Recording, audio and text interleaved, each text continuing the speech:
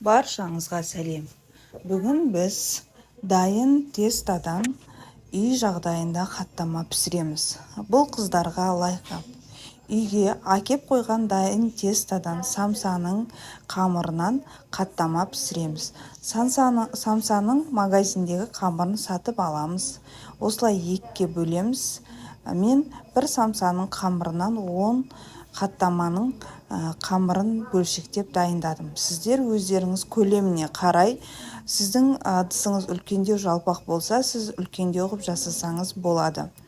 Хаттаманың біреуін 300-400 теңгеге сатып алғанша, осылай бір самсаның қамырын 600 теңгеге сатып алып, ақшаңызды үнемдесеңіз болады. Қонақ күтерде сізге таптырмас, таңғы асқа да қолдануға болады.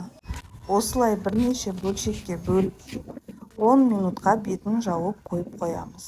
Оған дейін сіздің ыдысыңыз қызғасын, үстіне кішкене сары маймен немесе өсімдік майын қолдансаңыздар болады.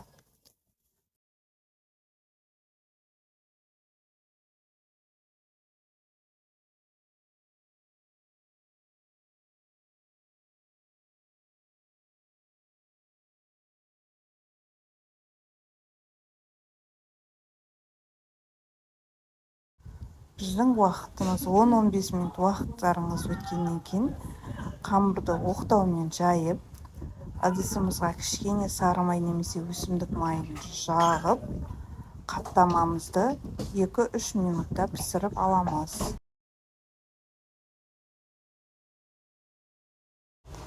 Қамырымыз дайын болды, қызып тұрған ыдысқа саламыз. 2-3 минутта екі жағын ауыстырып пісіріп аламыз. Хаттамаларды бір-бірінің үстіне тастағанда, үстін сары маймен майлап қойсаңыздар, өте жұмсақ әрі майлы әдемі болады. Менде мына жерде слоеный тестадан жасағам.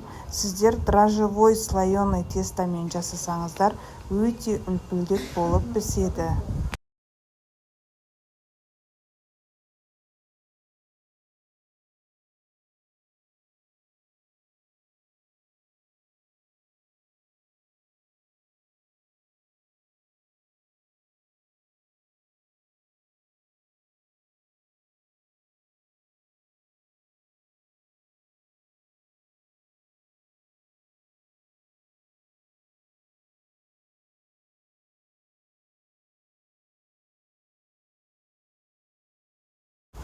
Қараңыздар, өте дәмді.